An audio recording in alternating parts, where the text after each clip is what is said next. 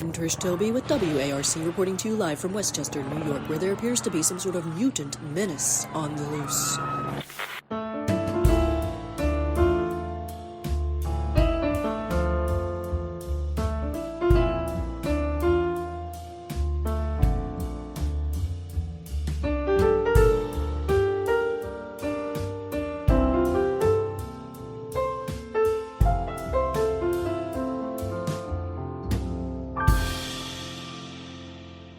Hey everybody, I'm Matt Ocamp.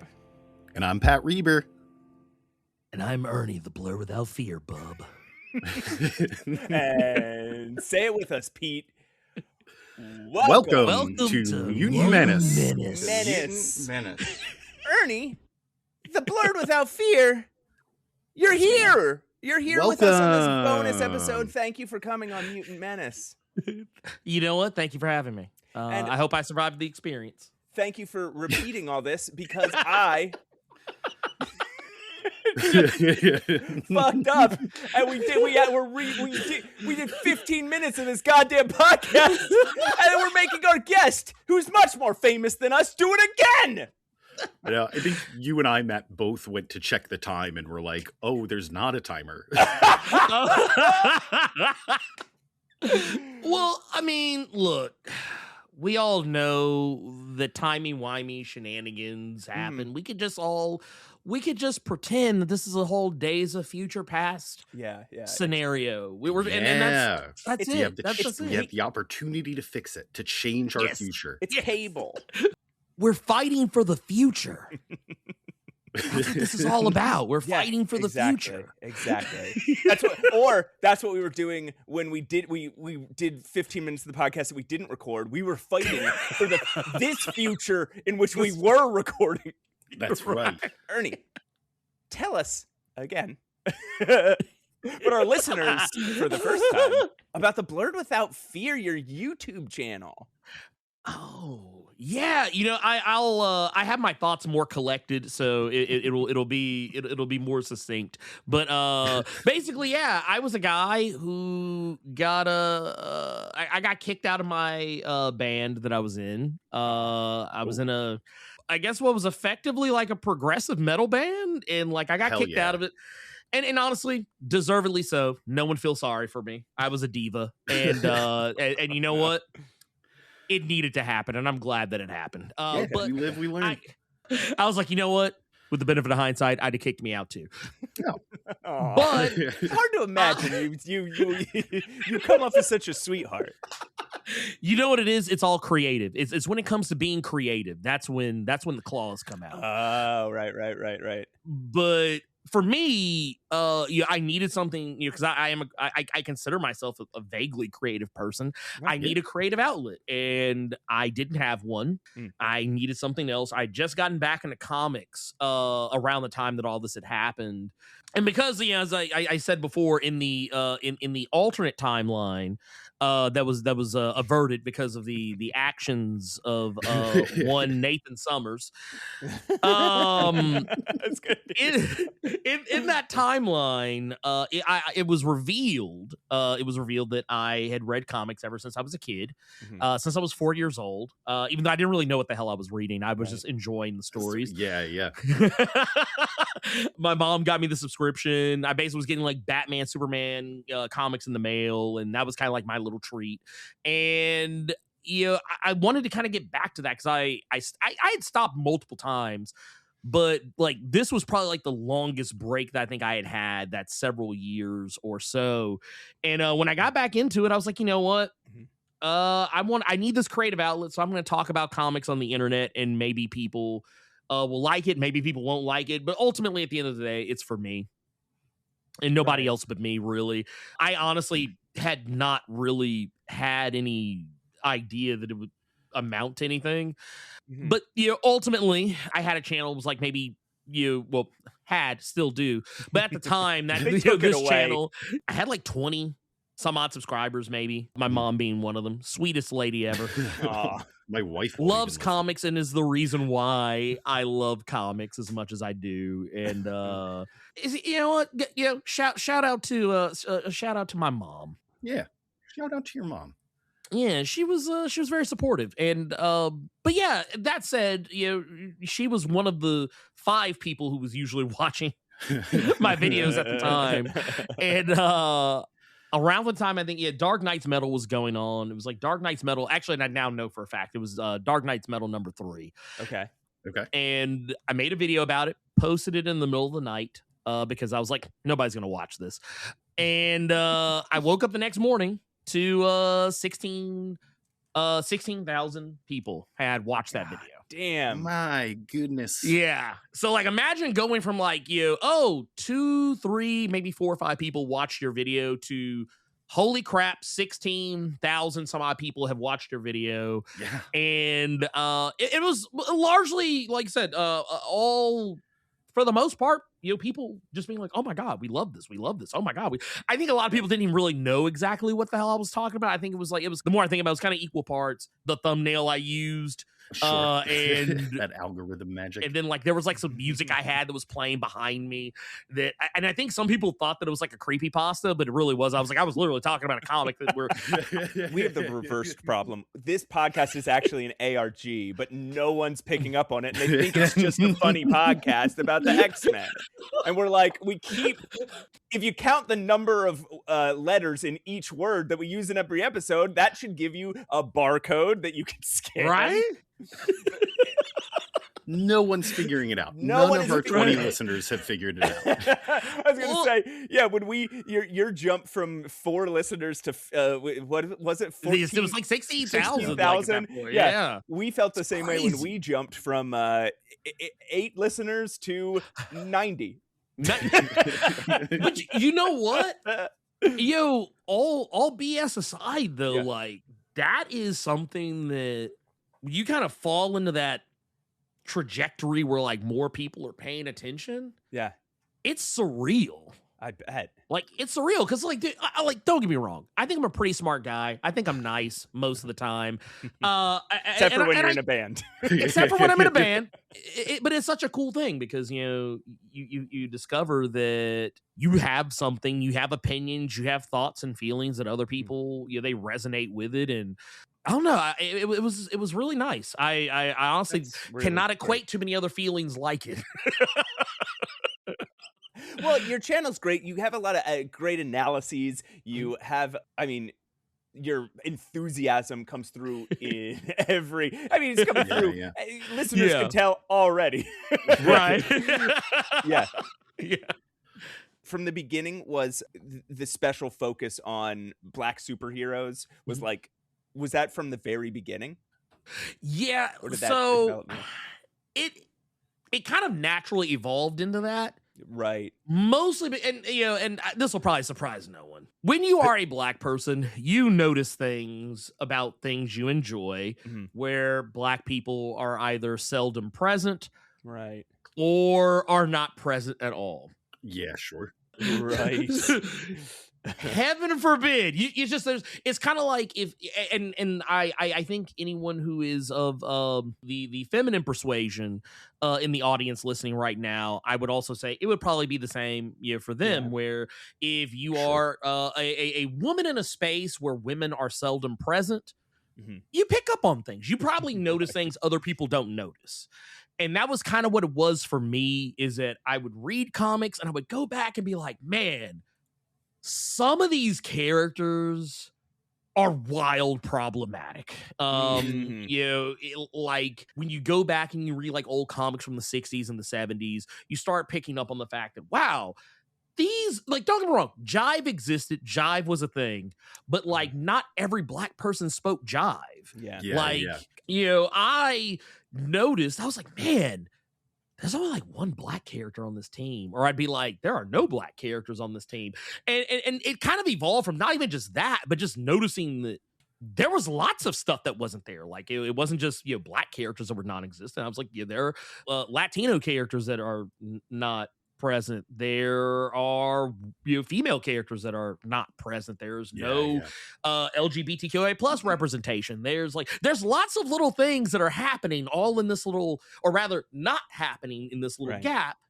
And I was like, man, that's kind of crazy that no one really talks about. I mean, not to say no one does, but I felt like a lot of people were kind of shying away from it. Like, and I love my comic book peers out there, like my Robs, Comic Explain, Benny, God rest his soul, Comic Story, and so on and so forth. All of the the people would probably be talking about. But one thing I can say about them that I don't think anyone's going to be mad at me for saying is that I can honestly tell you, I don't really remember too many times I heard them talk about any of the greater issues of that, and a lot of times they would usually steer clear of that stuff. So the point of my channel, and why I actually called it Blur Without Fear, it was real. For one, I'm a Daredevil fan. That's actually where a lot of that came from.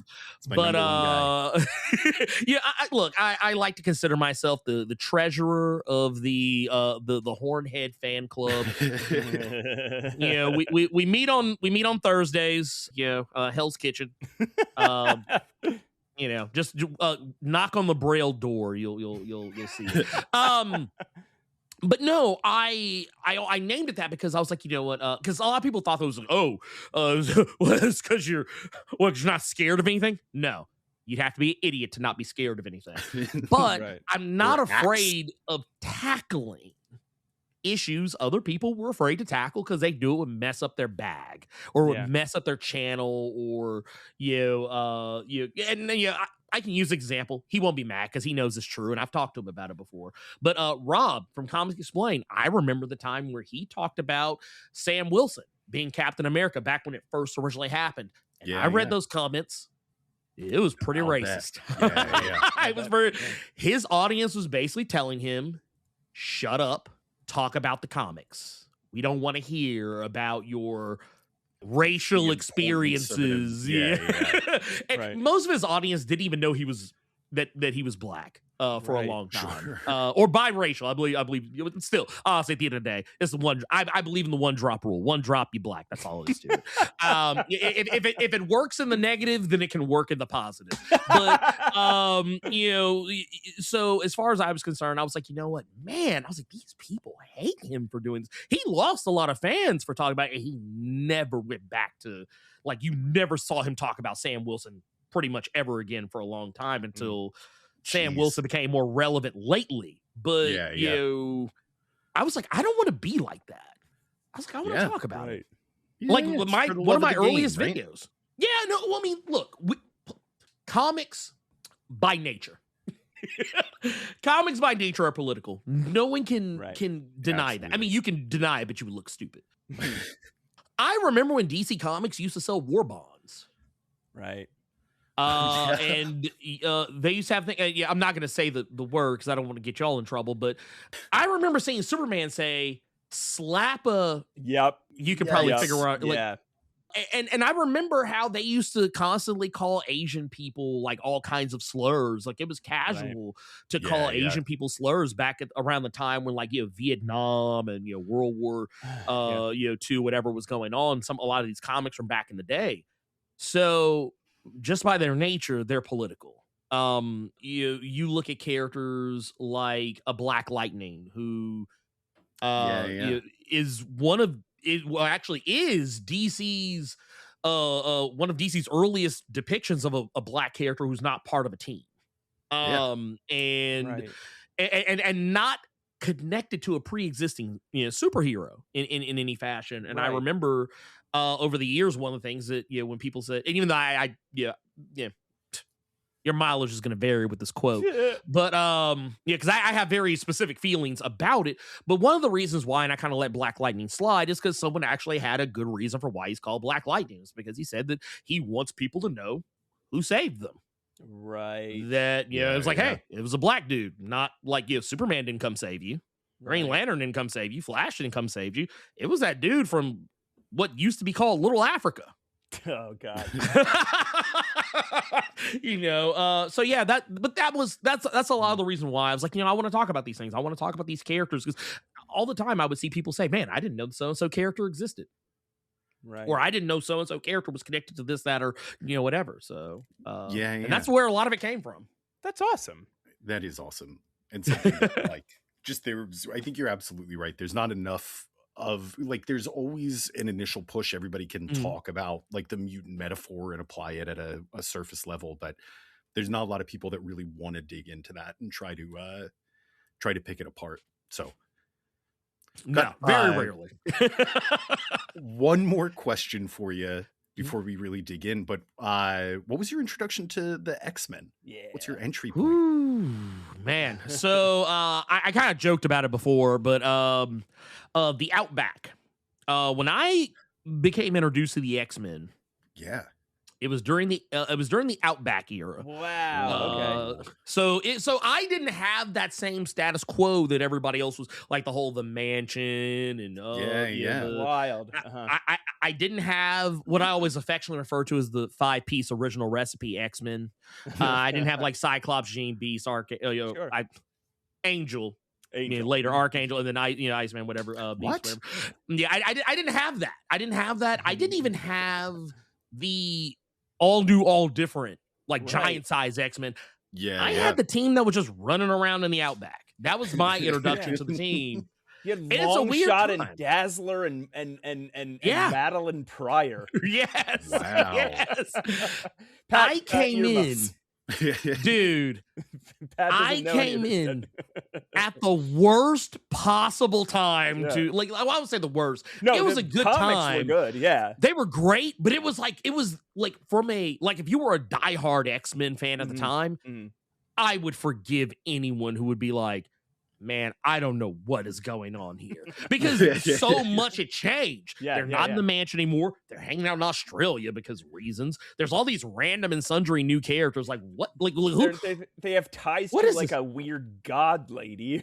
Like, Yeah, it's insane. yeah.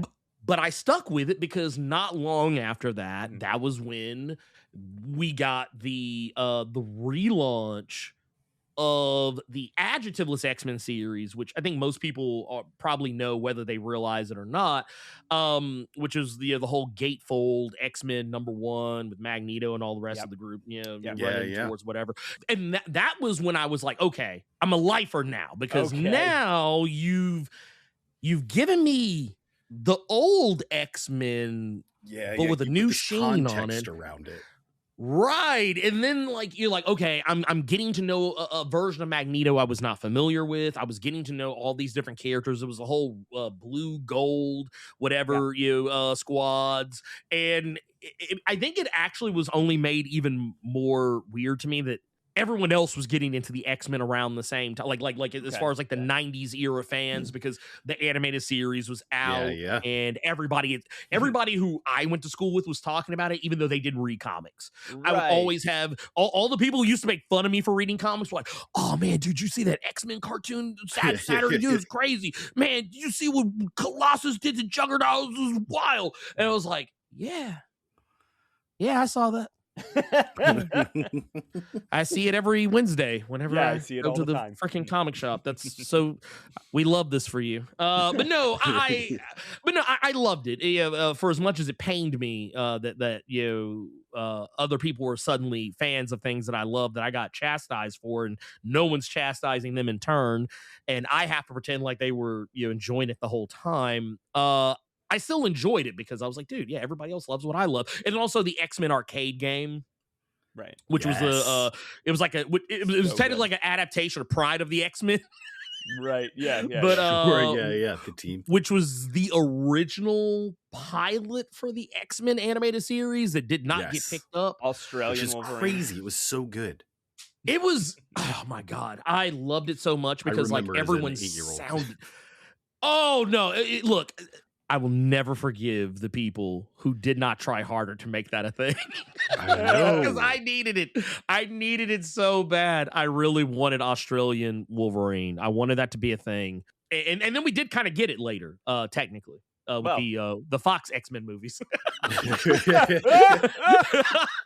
Crazy how life prophesizes the future. But no, I loved all that stuff, and all my friends loved it. It was such a damn, it was great. There was nothing but good X-Men comics. We're still talking about a time where Chris Claremont was still around, still writing a lot of it, and Right. then we kind of this is when you start getting over to the Fabian era. You start moving over towards that after all the Outback stuff.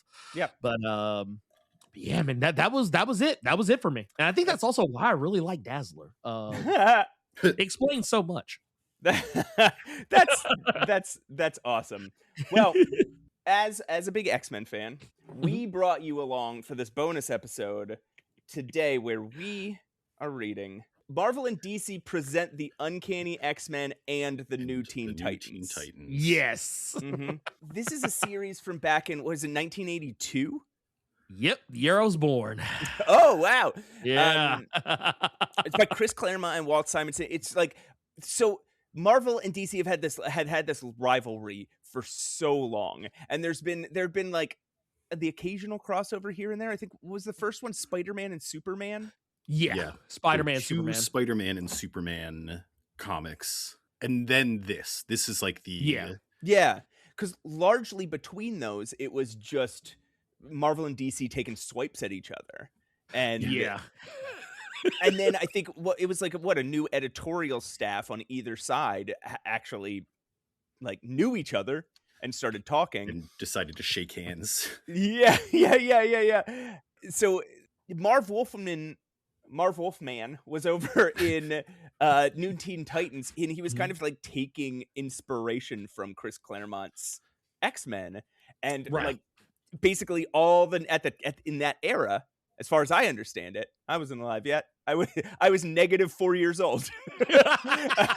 But as far as I understand it, in that time period, if you were an X-Men fan, you were a Teen Titans fan. And if you were a Teen Titans fan, you were an X-Men fan. So they brought together the two best-selling teams in both companies, and they made fucking this. And can I get ahead of something here, because it blew my mind when I got to it in the comic? This is non-canon, and it takes place pre-Madeline Pryor, like before all that kicks off. So Sure. That all makes sense to me. What didn't make sense is that, I guess, the disbelief that we suspend here is that they all live in the same universe, that the X-Men, the Teen Titans, Spider-Man, Superman, they're all neighbors who have never met.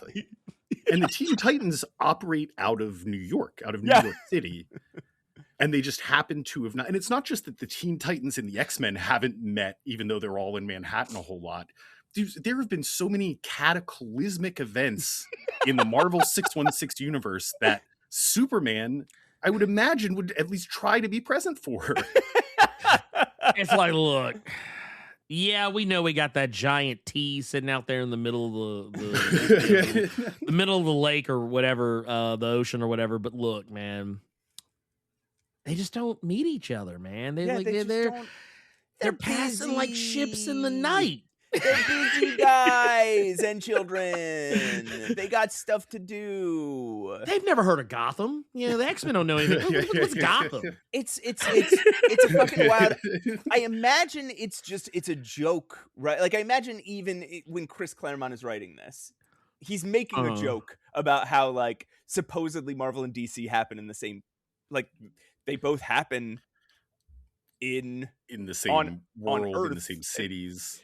Yeah, and it's like, oh, well, how have their stories never crossed over? I imagine that's the joke, unless he was just like, I don't know how you want me to do this. Fine. They never met each other. Fine. Yeah. I'll do it. They never met each other. Whatever. Who cares? Well, in Spider-Man, Superman, they get into there's a cosmic rift. So there's there's precedent here for them to have just like stumbled into a common universe, but that's just not the path that Claremont takes. I was gonna say like this is maybe a little bit before they thought of these as like thought of the Marvel universe and the DC universe. But but Pat, what you're saying is that in Spider-Man, Superman, they acknowledge this. Yeah, I haven't read it since I was 12, but to the best of my memory, there's a universal rift that's I think Superman crosses through and ends up fighting the Hulk. And he's like, where the hell am I? This looks like an Earth city, but Ernie, yes. Did you read this? Like, when did you first read this? Oh my God. Oh, it had to have been when I was like, God, I probably was like maybe 10. Oh, okay. Because Wow. it wasn't like yeah, because obviously I was 0 years old when this came out. As a matter of fact, I was actually I was probably closer to 0 than -1. You were likely conceived, but not born Yes. Matter of fact, I'm pretty sure, I'm almost positive either my mom or dad probably went to the shop and picked it up. That's so cool. When, Nice. while I was still cooking, maybe. Or no, I wasn't even cooking yet. Yeah, I probably wasn't even cooking yet. It's crazy. It's crazy how that works. But no, They might have been bonding over this comic book Right. on the night that they were Wow. conceived. They might have It's been like- like talking about this comic book and be like, man, it's so hot when you talk about the X-Men. right? It's like, Let's try it's not like, to you talk know- about our guests' parents having sex. Right? I mean, honestly, now I'm thinking about it. I'm kind of like, it's like, you know what? Who knows? Look, the reality for me was that I felt like the book actually set up a really interesting way to make it make sense as to why they'd never met.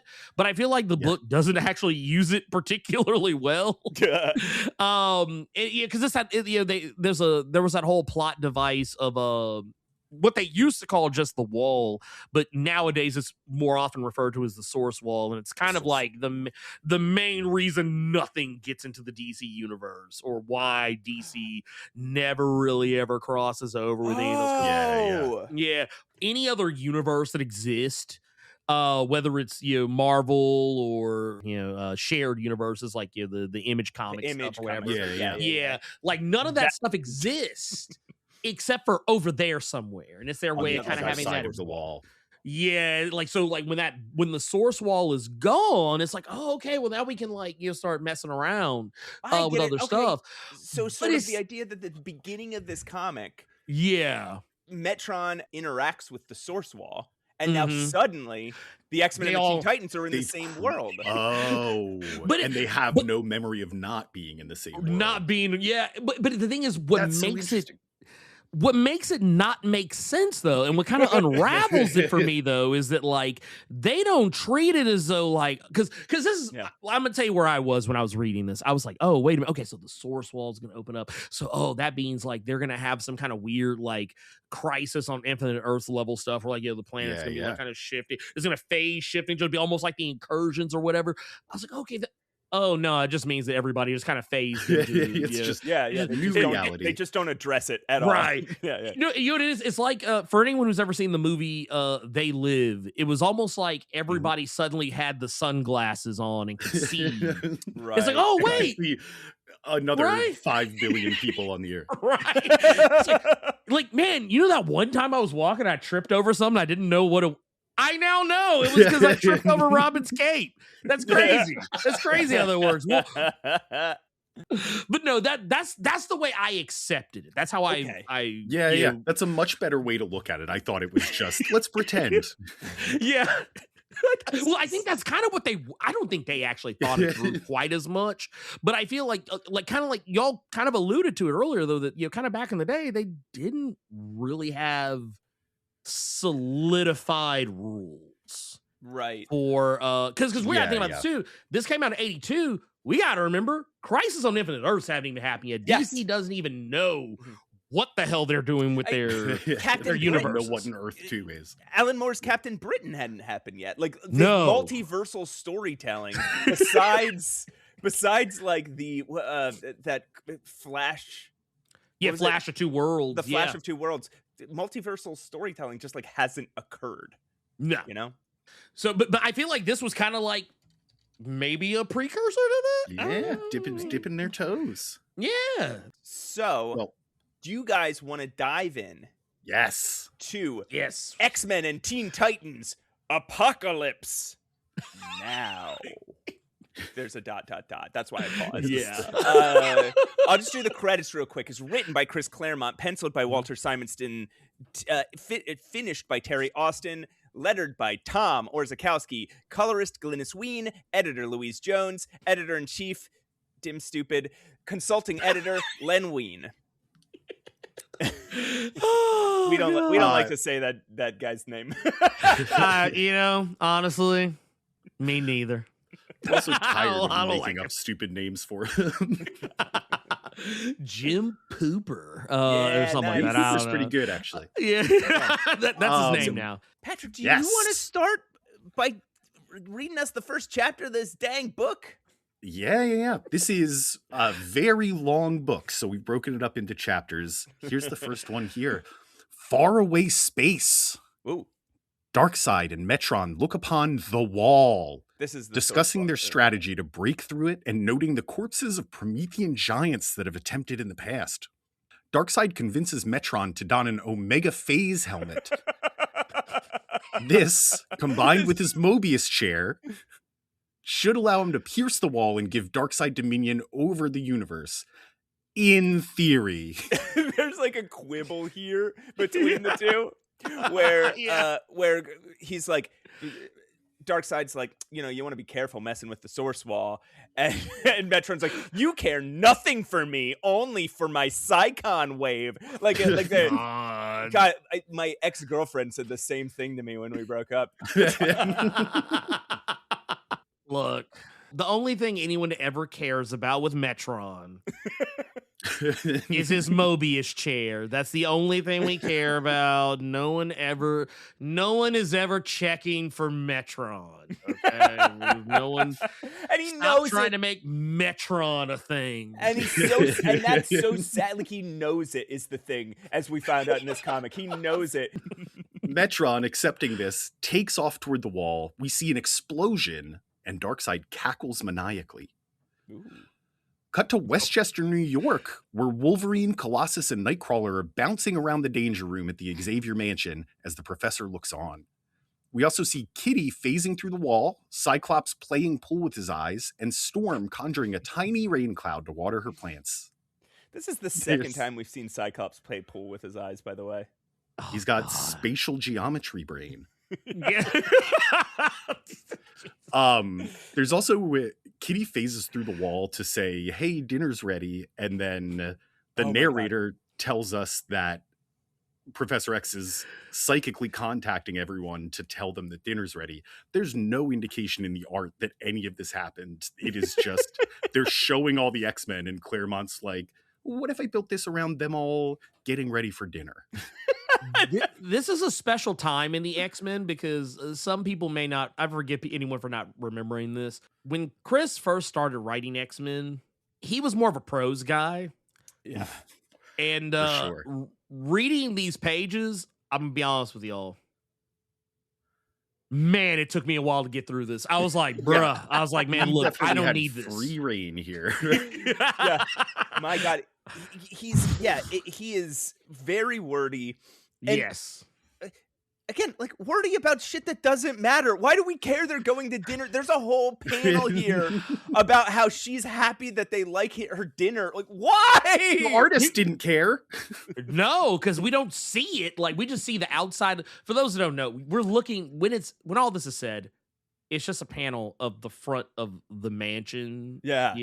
Like from a worm's eye view of the mansion. Yeah.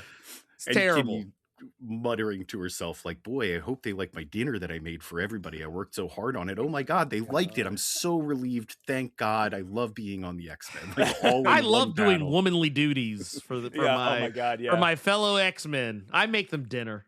After dinner, Xavier falls asleep at his workstation, and we see a large hand wrapped in a blue glove covered in electronic implements touch his head. We do that. We see his memories of Jean Grey being extracted, first from Professor X, but then from Scott, Peter, Kurt, Logan, and Aurora.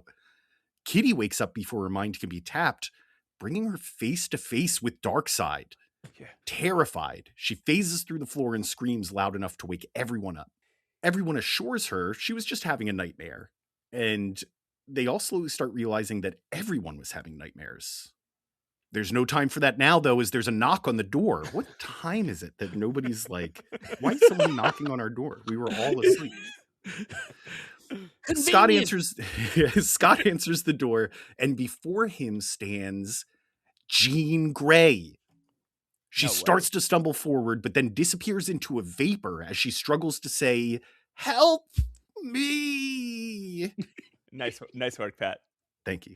Scott is devastated. Okay. This is a dumb thing to be. Are those E's? Okay, when Kitty screams, when she falls through the floor and screams. I thought the same thing. What it looks like W's. Yeah, Because they're going it does, diagonally. yeah. And it's real curvy E's. So I It's read like it as she's yelling. She's like, And they're like, that's Kitty's scream. I was like, wee, and then I was like, woo. Like, honestly, I'm not gonna lie. I thought the same thing when I was reading this. I was like, to win us back, that Gene Yes. dialogue looks rad. yes, Yeah, that part is infinitely better. But what I find so just head scratchingly insane about this is that, you know, for a character who had like the gravitas, like the guy being kind of, you know, one of the biggest bads of DC Comics, was Right. doing some, like, I mean, I guess it's not really mundane when you think about it. He's like breaking into the X-Mansion and like cat-burglar stealing shit. yeah, he's doing cat-burglar shenanigans. He's basically doing the equivalent of like Tom Cruise in Mission Impossible, like coming down from the ceiling to get You don't have memories. And it's just, it seems so beneath Darkseid to actually be doing any of this. And well, because later he hires some. We'll get into it when it happens. Yeah, But why is he doing this in the first place? When he. All right, we'll get there. We'll get there. Why don't we can move on. Ernie, do you want to read us chapter 2? Yes, let's see. New York, Titan's Tower. Yeah. Raven is also having a nightmare. Interesting. As her soul self soars through the void of space, the peace is interrupted by a sudden, blinding flash of light that consumes everything it touches. It starts to take the shape of a flaming bird as it hurls her into the abyss where her father, the demon god Trigon, awaits her. She lets out an agonizing scream as she wakes up, sending Starfire in to make sure she's okay. Which, man, this is kind of the beginning of some weird shenanigans for Starfire, and that's all I'll say about that. Raven explains the dream to Starfire and Changeling, for those who are not aware, Beast Boy. But he was not Beast Boy yet. Changeling at the time. Beast Boy came later. This is for all my people who only watch the animated series. Yep. And his real name is Garfield. Yeah, Garfield, or Gar for short, because who willingly wants to be called Gar? I have no idea. I would go by Garf at least. Yeah, right. It's like, man, I'm not gonna lie, I don't understand that poor boy. He expresses her concern that this could be one of those dreams she has once in a while that actually comes true. She begins describing the majestic bird of fire that appeared to her. Changeling tries to morph into the form of a phoenix to help illustrate, sending Starfire into her warrior's rage. Oh, no. She attacks him, literally hitting him. Yeah. She literally gives him the strongest right cross I think I have ever seen. Right. Just, and it's just like, okay, first off, this is a green bird. Like, how long is this? I know this team hasn't been together quite as long, but Starfire. Yeah, do they do this all the time? Is he like, oh, I'm a bear, and she's like, a bear, and punches him in the face? Bam! It's like, it's no, one of those green bears I've heard about. It's like, don't turn into a green cockroach, otherwise it's over. But she quickly relents and apologizes for losing control, though. Just the sight of the Phoenix drove her into a frenzy. If this is a future to be, then it could be the end of the universe itself. Time to summon the team. And this is where we get the montage of all the Teen Titans, baby. We're going to show you what they all do stuff and things, and you're going to get to see those stuff and things in case. Like, this is the moment where literally this is for people who if you picked up this book because you like X-Men, but you don't read DC, you're about to learn who these Titans are. Yeah. In the earlier scene, if you don't read X-Men, you're a DC guy. Well, this is how you get to know these X-Men. This is basically what all this is. But Kid Flash zips to the HQ after breaking up a car chase in Manhattan, rather hilariously. I have a quibble with this.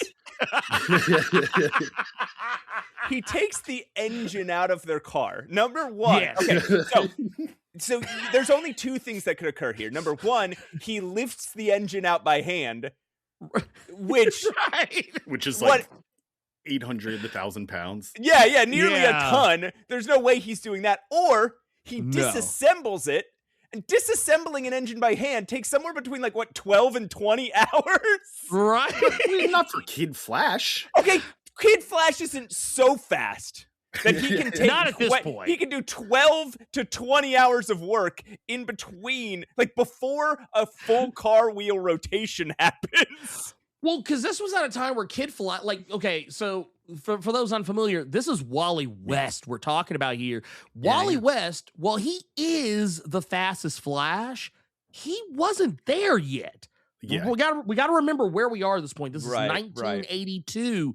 So Wally becoming the actual true fastest man alive in DC Comics had not quite occurred yet. So even by those standards, I'm still kind of sitting here like, man, look, I'm suspending all of my disbelief. All of it. Of my disbelief.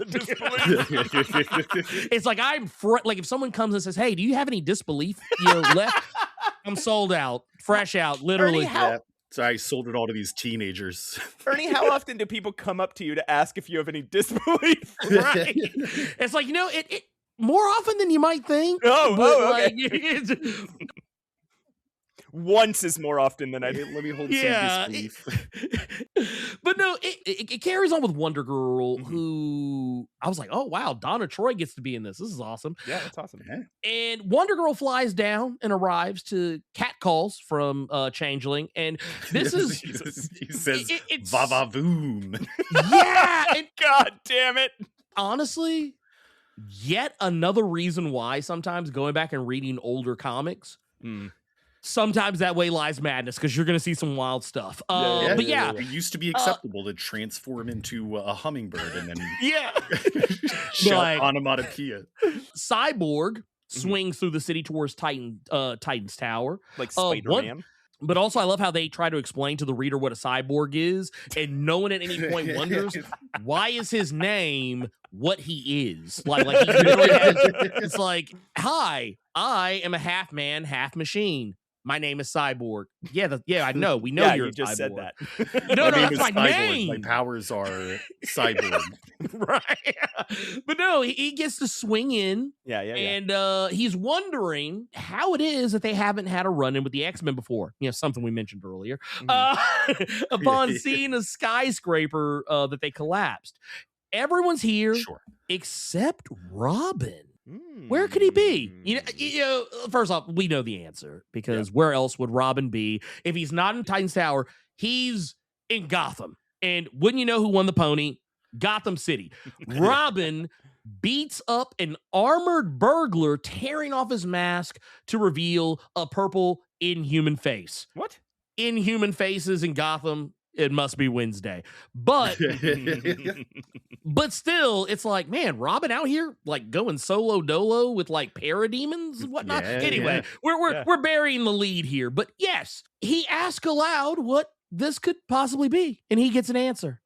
Deathstroke the Terminator is standing behind him, which I love how they just repeatedly the Terminator. He's the Terminator. Because that movie didn't come out yet. Dang it, we don't want to call him Deathstroke yet. Yeah, we just it's like, wait a minute. But no, Deathstroke the Terminator is standing behind him, letting him know this was a parademon in his service. Calls him Bunkie. Yeah, which I was like, wait a minute, why are we? Because Chris Claremont makes every character call other characters Bunkie. People call him. He makes everybody say Bunkie. Why does he do this? It used to mean something. Well, I mean, because to me, Bunkie means someone who you bunk with, like a roommate or something. Right. It's why would anyone? Okay, hey, Bunkie. Robin attacks because, well, duh, but Deathstroke is too quick and knocks him out cold. The Teen Titans find him coming to in a dark alley and bring him up to speed while Raven heals him. Starfire elaborates on her reaction to the Phoenix. And this is where things get even weirder. When she was enslaved and being transported by Trogar, commander of the Gordanian warship, which Quester? I'm not gonna lie. When I was reading this in the comic, I was just like, you know what? A word I'm never gonna say. Q apostrophe ST apostrophe R. I like Keister. I like Keister. We're gonna say Keister. To her new owner, they received a warning from Lilandra about the Phoenix's activities, which this is where things, once again, what I said earlier, the whole reason behind the whole source wall, whatever, this is where things get weird, because it's like, okay, well, now retroactively, they have now had interactions with people from the opposing universe. Look, man, pocket sand, just go with it. Basically, consuming a star, blowing up an inhabited planet, destroying the Shi'ar ship that tried to intercept her. If this Phoenix returns, it will mean the eventual death of all that is. The only lead they have to go on is a hero named Phoenix that used to run with the X-Men, an outlaw group of mutants, and they get ready to follow that lead. The X-Men, meanwhile, have traveled to the home of John and Elaine Gray, Jean's parents, which, by the way, no Sarah Gray to speak of. We don't ever talk about her. No one talks about Sarah Gray. Her kid's sister, for Christ's sakes. Oh, man. Listeners, we are going to talk about Sarah Gray in depth and far more than Chris Claremont ever talks about Sarah Gray in 10 to 20 issues of episodes of this podcast. There's going to be a lot of Sarah Gray. There's going to be a lot of where the fuck is Sarah Gray? She's on the back of a milk carton is where she is. But no, as they too were contacted by a ghostly form of Jean, they all theorize on what could be causing this. Scott saw Jean die, but could the Phoenix have survived the ordeal? The experience. She's gone to glory. The train of thought is interrupted when Xavier appears as an astral projection of his thoughts to provide an update. There's been no sign of Jean, but there have been mysterious readings at Kennedy Airport, then in the North Atlantic, in Sullivan County, Texas, as well as Antarctica and Edinburgh. All sites where Phoenix had manifested a great deal of power. Interesting. I'll give you this. The recounting of Phoenix's exploits in space are pretty well known. So that was like, okay, yeah, obviously that's something that we're going to reference here. The reference to all the different spots where there was like a major burst of power from Jean that actually happened throughout the comics, that was really cool. I was like, oh shit. Yeah. I wasn't expecting it because, like, it was. Yeah, this is at a time where, like, comics weren't as slavish to details. At this time, like, it was always kind of like adventure of the week, and I think this is kind of what led us into like, oh no, these adventures all like kind of happened concurrently. Right. So it was interesting to see. I did find it interesting that Cyborg. Well, for one, Starfire was already seemingly very aware of what the Phoenix was. Starfire was already aware. Cyborg already knew who the X-Men were, despite the fact that, like, once again, they none of these people have supposedly never met. Starfire already knew Lilandra. She was already very familiar with what they. Wild. Yeah, I was like, what is going on here? But calls her by her first name too, not like Empress. Not even it. Like just. Yeah, Lilandra. Oh, my buddy I know Lilandra. Lilandra reached out. You know Lilandra from the comic book Shi'ar X-Men? Empire. Yeah, she was my bunkie in college.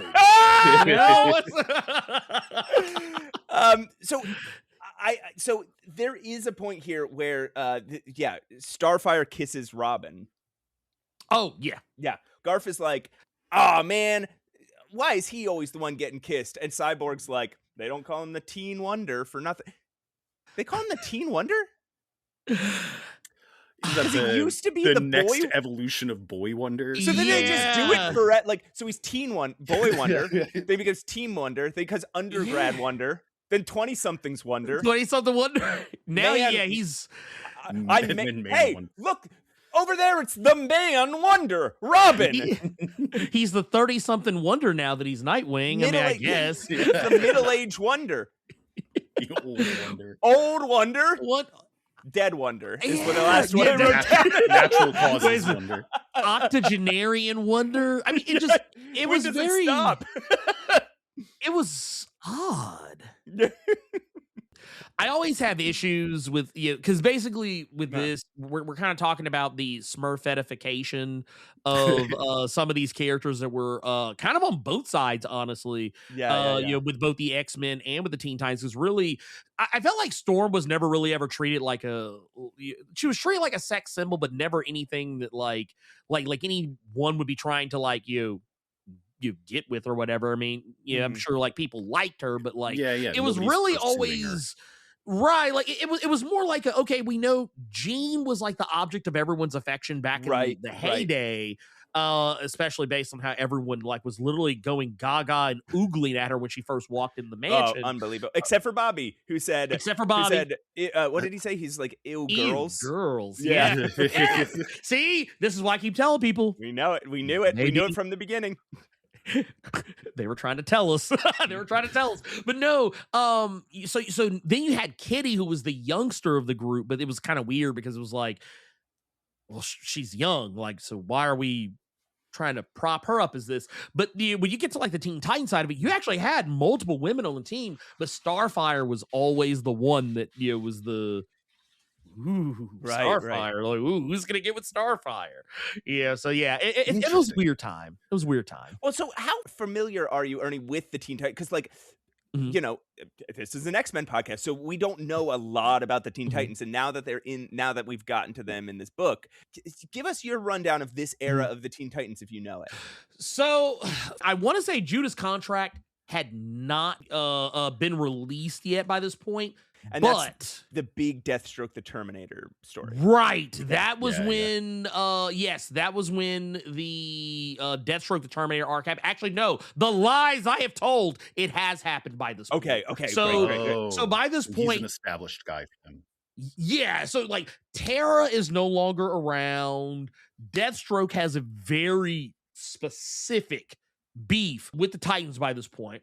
And I guess, a lot of the relationships are established, but I feel like by this point, they've been together long enough that none of them should be acting like they don't know how the other one is. Right. There's multiple points where either Donna or really any of the characters were marking about, I forgot how Garf was, I forgot how Changeling is, I forgot how, it was very weird. It was weird. It's just timing. that Chris Claremont doesn't know it. Right. Chris Claremont. I have a feeling. Yeah, I have a feeling like if Marv Wolfman was writing this, I feel like he probably wouldn't have done some of the stuff that was happening here. I feel like Chris was trying to do this for his audience, or more specifically because he probably wasn't reading it. Yeah. It's very much Marvel production. So the only DC credit is Len Wein, who was kind of like a fanboy of Chris Claremont's in some ways. Yeah, so that's true. He's the DC consultant, and it seems like he was kind of just letting him go wild. There's no way to check the characters. Because I think the most Len really had to do with the X-Men back then was he was there for the giant size. He wrote giant size. Yeah, he was there for giant size X-Men. So basically, he kind of, which I always find funny, Chris Claremont gets credit for that, even though technically he wasn't the one that did it. But right. I like the idea of Len being there as kind of the steward for DC, but also being that connection between the two companies. It's really cool that he's there for that. But damn, if Chris Claremont wasn't just kind of making some stuff up as he was going making along. Shit up, yeah. So, all right. Okay, so let's move on to chapter 3. Ooh, let's go. Deathstroke, the Terminator, lounges in a deep technological complex surrounded by mindless workers toiling away at something. Yeah. As he wonders exactly what, he's approached by RAVARK the Ravager. Everyone's favorite guy. So this is not only is this his only appearance. Yes. There is a character in Marvel at this time called RAVARK the Ravager, who was a Marvel 2-in-1 character, like from some like Alpha Flight crossovers. Yeah. That was introduced in 1982. So like 3 weeks ago, yeah, somebody in Marvel was like, "Oh, we've created a new character. He's called RAVARK the Ravager," and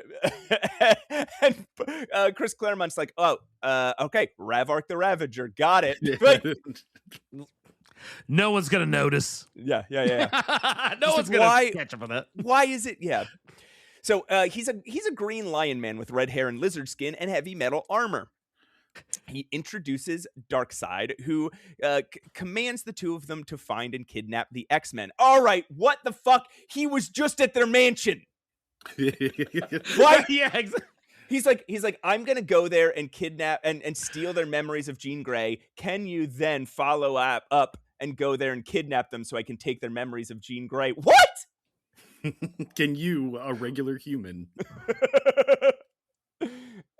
Ridiculous. So at the X Mansion, Xavier is still sleeping. He's still sleeping at his workstation when Starfire bursts through the ceiling, charging at him with full power and promising to kill him. He's the first man she sees. I just two things I have to say about the scene. Why, like I was saying, it's about to get weird. Yeah. One, I love the fact that the concept of the itis did not exist back then. So the fact that like Xavier got full off of that meal that Kitty had made for him, instead we're just gonna say he's a workaholic. He worked himself like ragged. You know, he ate Kitty's cooking. It was nice good. filling dinner. Yeah. And he wanted to go to sleep. Why are we making this man out to be a workaholic? I mean, come on. But also, Starfire being the one to rush in and just start like swinging on a guy in a wheelchair, for Christ's sake. I was just like, what are we doing? I know she's not from here, but damn. And then they all join in. Like her, yeah. There's always, I guess, that joke with Starfire if she's like, well, I don't understand your culture. She's not going to say, is it part of your culture to beat up disabled old men?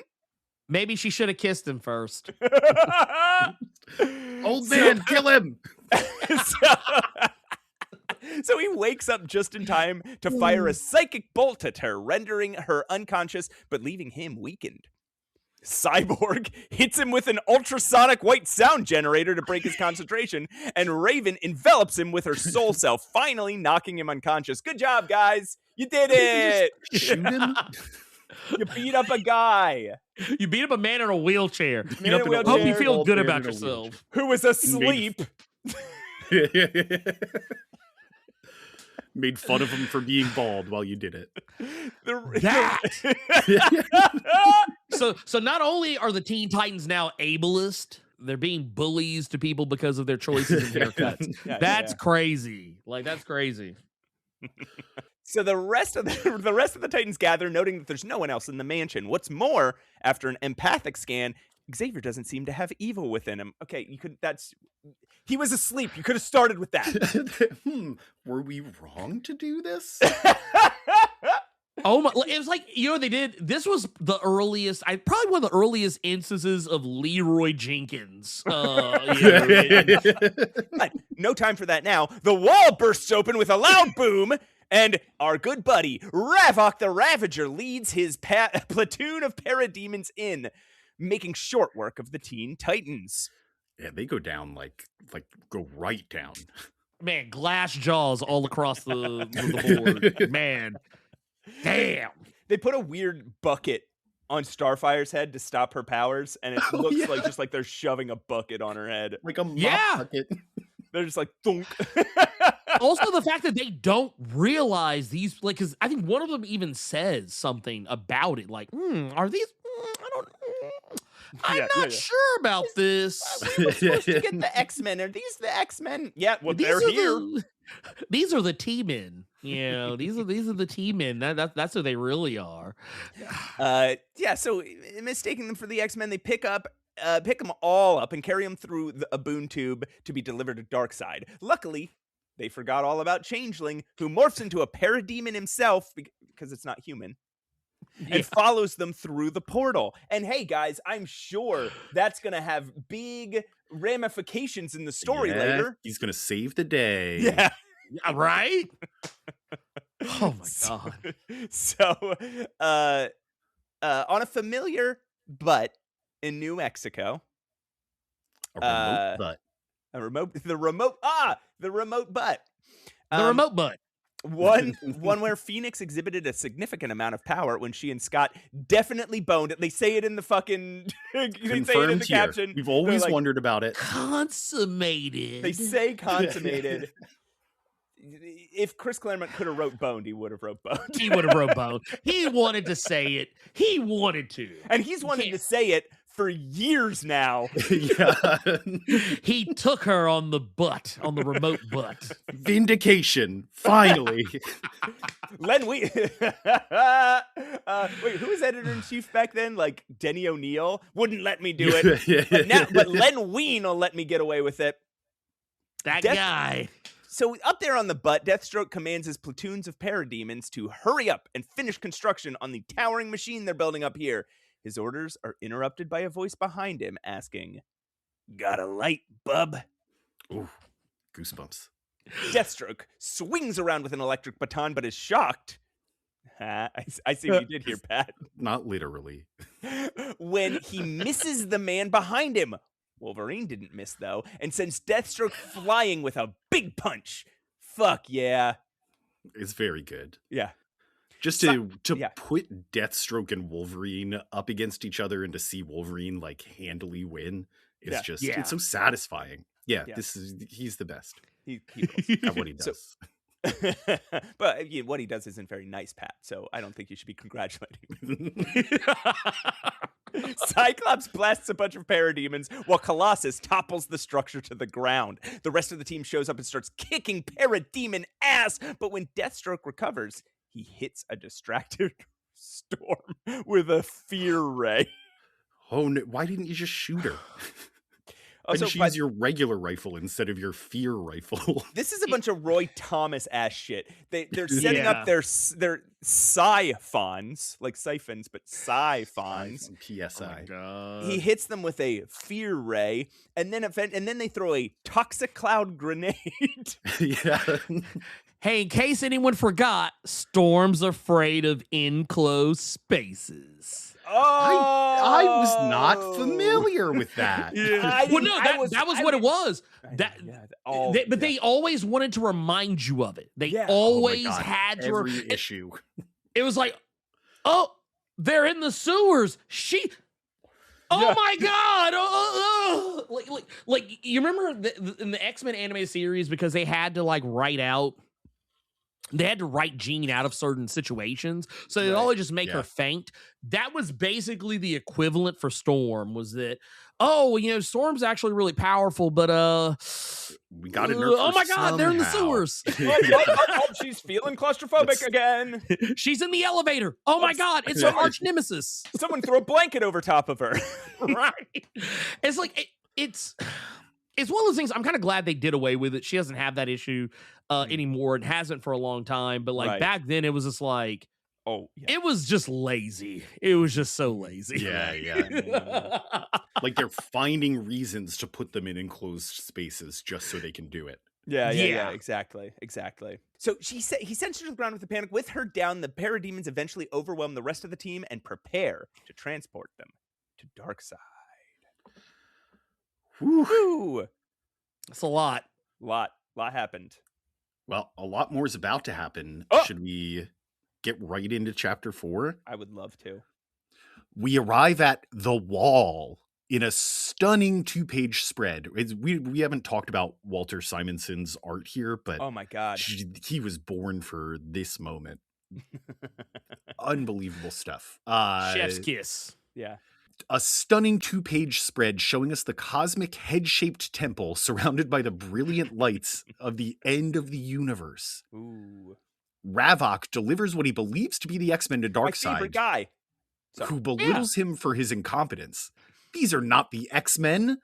They managed to kidnap Xavier, but the rest of this unconscious pile are not part of this plan at all.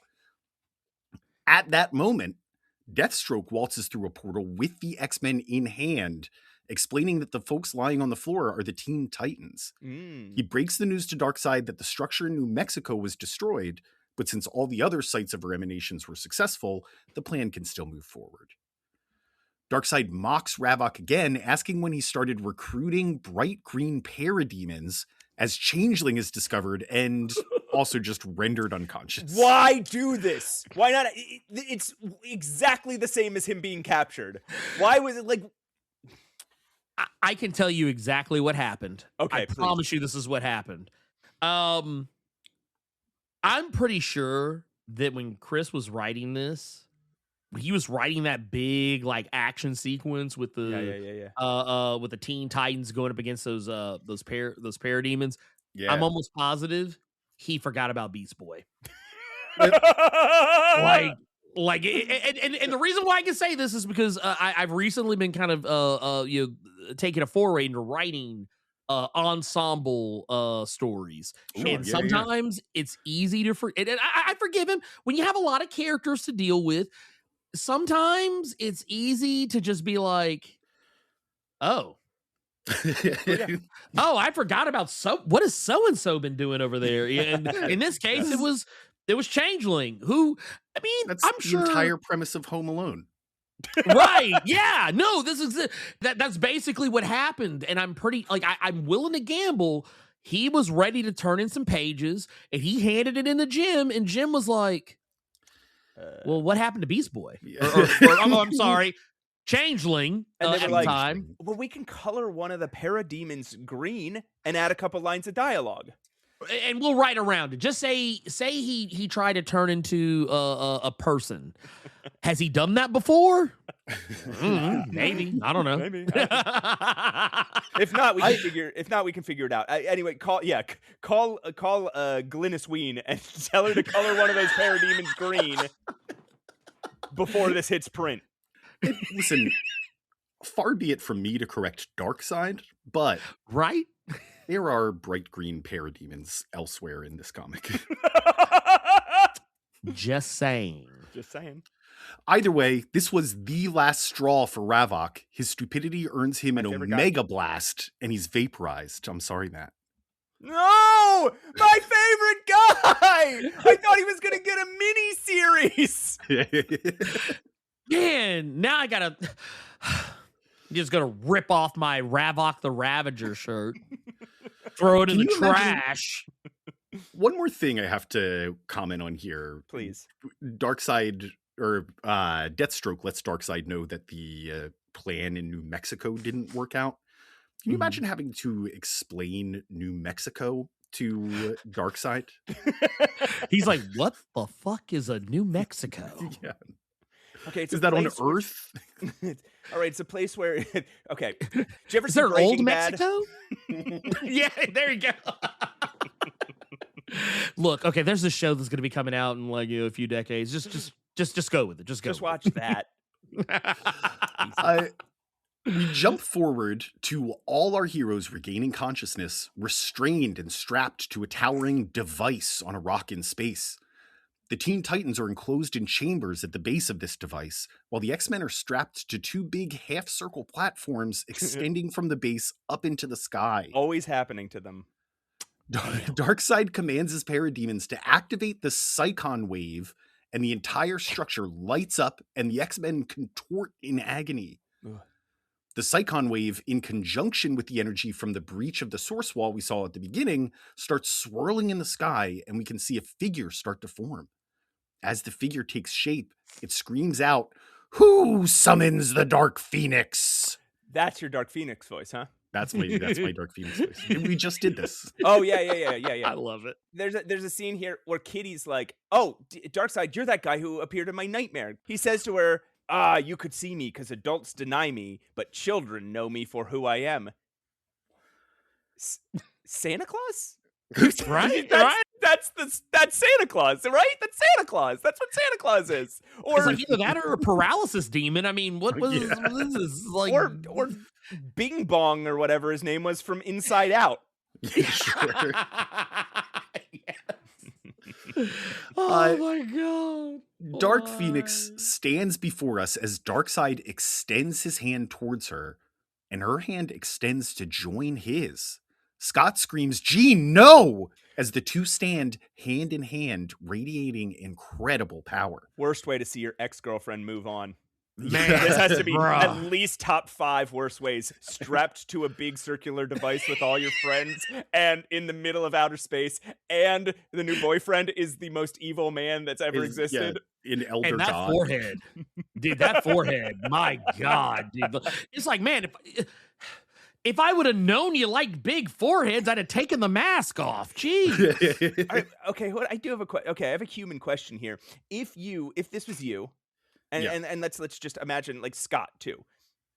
He's upset, like he's scared, he's upset, he's angry, he's grieving. Do you think he gets a pang of jealousy here? Like, do you think that twisty thing in his stomach happens and he's like, oh. It's like, Absolutely. Like, yes. He's like, shit, they're gonna have sex. Yes. He's like thinking about it for the rest of the day. like that panel where like he's all like his head's hung like low and he's kind of doing like the no. That's the moment. That's the moment the reality just set in that Darkseid's about to be piping out his ex-girlfriend. Like, that's that moment right there. And you know what? I hate it for the guy because I've been that dude. I've been that dude that's seen like my girlfriend's broken up with me and I see her somewhere and out and about and I see she's got a new dude. Yeah. And I'm like, and it's like getting punched. Come on, man. It's like getting punched in the stomach, but Cyclops was just punched in the stomach, so I just wonder if it's different. Plus, he just went to the place where he first slept with her.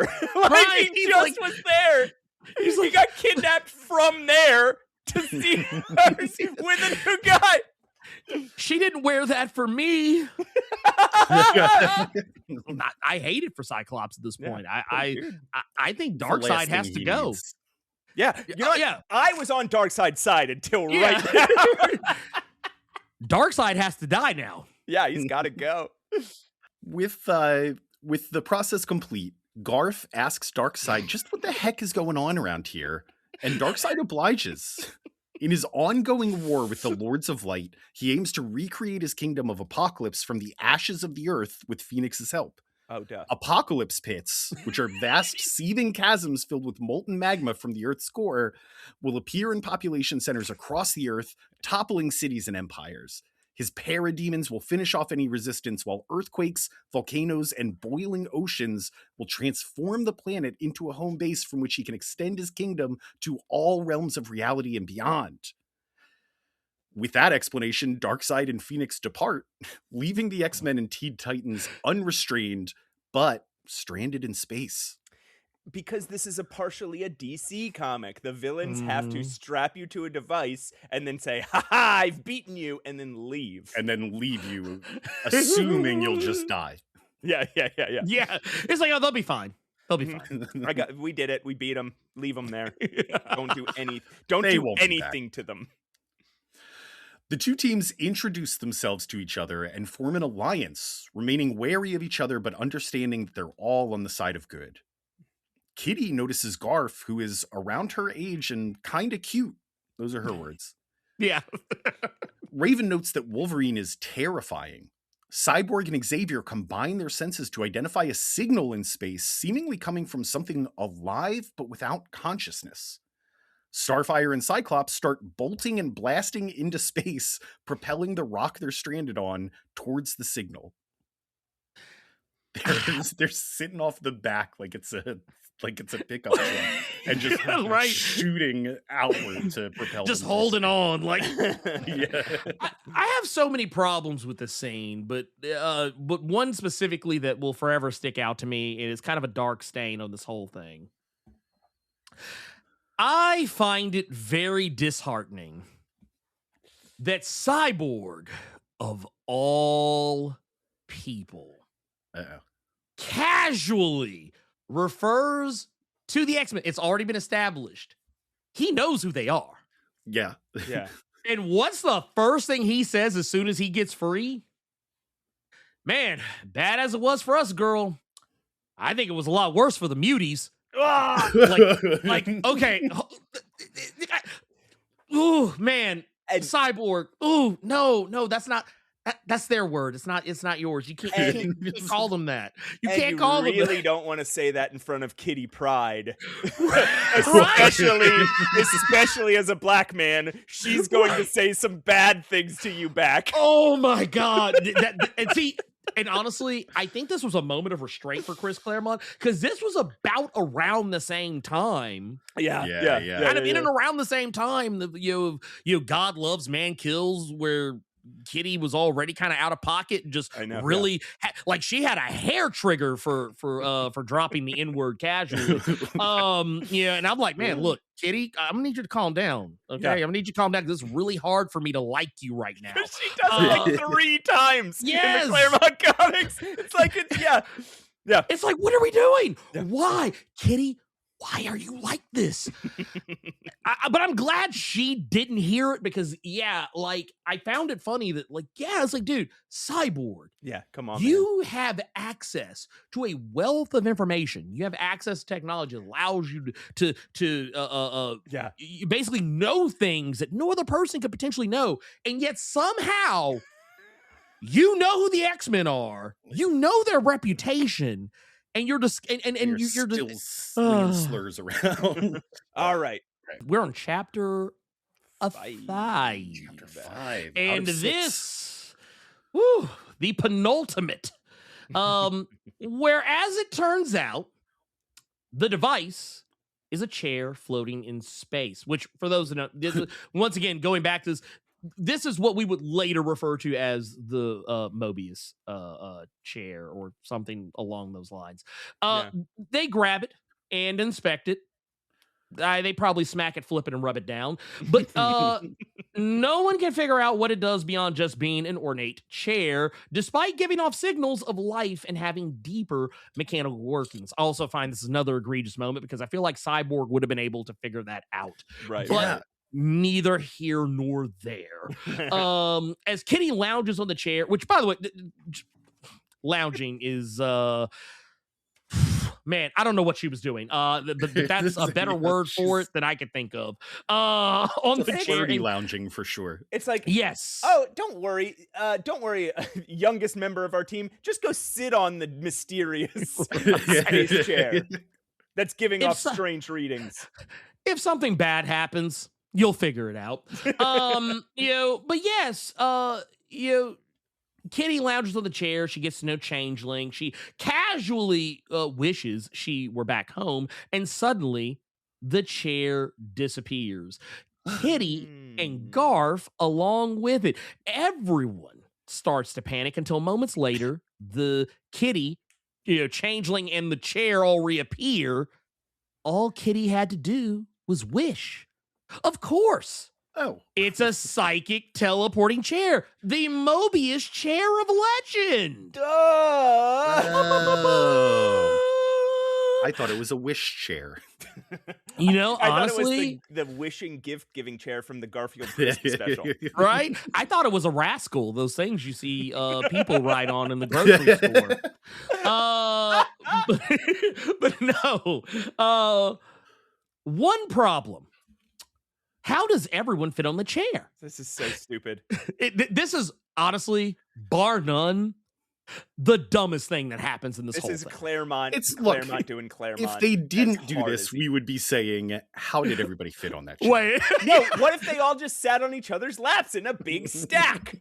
They all could have just I'm not going to hold you. They literally, all they had to do was just get on Gar's back and be done with it. I don't know. It was, first off, wait a minute. Also, Raven's right there. Raven is literally right there. She has powers. Yeah. She could have assisted in this, but no, Chris Claremont is not familiar with the Teen Titans, of course. You know, but that said, yes, Kitty has an idea. She gets Changeling to transform into a giant Lockheed, the dragon, which for those unfamiliar, that is a little cute little purple dragon that usually hangs out with Kitty. Yeah. Well, she gets him to turn into that and have him sit on the chair, and everyone else can sit on the dragon to be teleported with him, which is kind of funny how that works. But Peter watches this jealously, lamenting that Lockheed was a special thing between he and Kitty. And he can't help noticing that she's flirting with him. Like, and that it's kind of weird because, yeah, at this time, yeah, Colossus and Kitty, that relationship is yet to really like fully materialize. This is like a month before they end up hooking up. Right. So, like, it's kind of like, well, it's like, man, look, dude, Colossus, just calm down, dude. He's not going to be here next week. It's okay. It's okay, dude. Besides, he's green. You're good. But that said, he mutters to himself in Russian, sending Starfire into a different kind of frenzy at the exciting prospect of learning a new language. She runs up and kisses him on the lips. All right. Oh, man, this is where... So, and for those unfamiliar, this is how Starfire works. If she kisses you, that's how she learns your language. This was a whole thing. And I'm sure Chris Claremont couldn't wait to get to this part. He's doing that everywhere with Rogue right now. So right, yeah. This is his like favorite thing. Yeah, right. It's like, oh, wait a minute, and this is why you couldn't have Rogue around at the time, because if Starfire would have heard her southern drawl and been like, ooh, I need to collect that. I need to know what all this sugar business is about. Double binary. Right. It's like, oh, well, damn, how that worked out. But no. Did it again.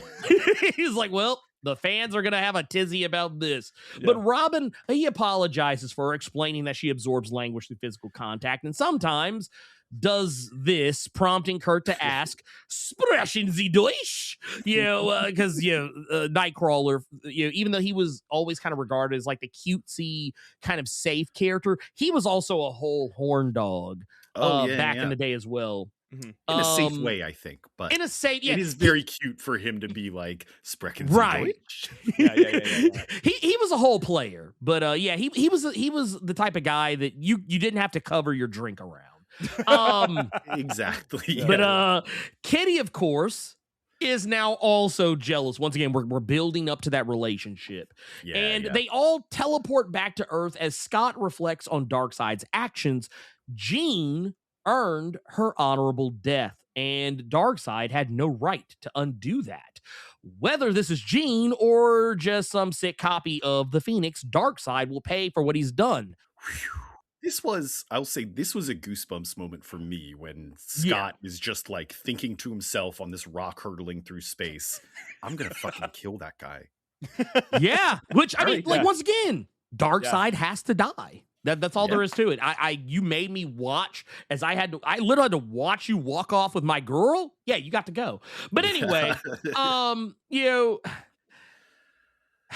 Manhattan, the X-Men and the Teen Titans fly on the back of Changeling, once again in dragon form, following the dark psychic energies that Phoenix and Darkseid give off. They arrive at Central Park, noting that the energies are coming from underground here. Unfortunately, there's a huge concert on the lawn with attendance upwards of 500,000 people. They've started their final song. Well, I mean, it's crazy too, because I'm like, man, nobody notices any of this is going on. It's crazy. I know it's New York, but come on now. But he says, they've started their final song, the 1812 Overture. These people are all at risk, but there's no time now to clear them out. Their sacrifice would be nothing compared to the damage that Darkseid has planned. And this is how we just casually excuse the potential death of over 500,000 people. Yeah. This is Xavier to a T. Yes. He's well, they'll be okay. They'll be back in a sequel. I'm busy. We don't need to think of a way around this. He's like, wait a minute, this is another universe. Yeah, this isn't canon. They can die. It's okay. But no, they teleport deep underground and find themselves in a hellish cavern surrounded by rock formations and columns of fire shooting out from the ground. They start tracking down the enemies, Wolverine and Changeling in the lead, when Wolverine is hit with a huge burst of energy. Deathstroke finally hits Wolverine with his electric baton. We've been building up to this now. Deathstroke, he got his lick back. Yeah. There's a great character moment here where Changeling is like a bobcat or something so that he can use senses, and Wolverine's just using his natural enhanced senses. And Garf tries to start some conversation. He goes, "So Kitty says your name is Logan?" And Wolverine responds by saying, "Kitty talks too flamin' much." It's just his name. Parademons pour into the area, bursting through the walls and taking the X-Men and Teen Titans by surprise. This is the only advantage the Parademons have, however, as they get their whole asses handed to them. Whatever it was they did in the beginning where they were just cleaning up the Titans and cleaning up the X-Men, this is not the case here. Yeah. This is the final hour, so of course the good guys are going to have their big damn heroes moment, and they just keep coming though, and Robin and Cyclops formulate a plan to escape. Cyclops blasts a hole in the floor for everyone to escape through as he commands Storm. Which, it's like, just blow the floor out. It's okay, man. Look, structure be damned. We gotta get everybody out of the tunnel. Right. Oh, the whole building collapsed. We're all dead. Oh well. It's like, look, man, it was a good plan at the time. We don't blame you, man. We would have done the same thing. And as he commands Storm to bring down the roof, which once again. And we're already underground. Of course, nothing bad can happen with this. She does so, bringing a lightning bolt down and collapsing the ceiling on the approaching Parademon army. Deathstroke emerges from the rubble, admiring Storm's precision. The Parademons are trapped, but not one is dead. Somehow. We have this whole lightning. Yeah, we have this whole no-kill policy. So, we do everything in our power to make sure we don't unalive anything. Yeah, so we completely defy physics all the time. Right? That's how we do it. I mean, I'm just saying. If Batman can get away with throwing batarangs in people's faces and not killing them, then of course bringing the roof down is not going to do anything. It's just it's a minor inconvenience. But presumably that strike of lightning went right through the crowd too. Yeah, well, okay, so that was the other thing because once again, yes, we got to remember they're underground, the crowd is above, and at this time, Storm's powers were very ill-defined. It was just like weather shenanigans. That's all. That's really all we had.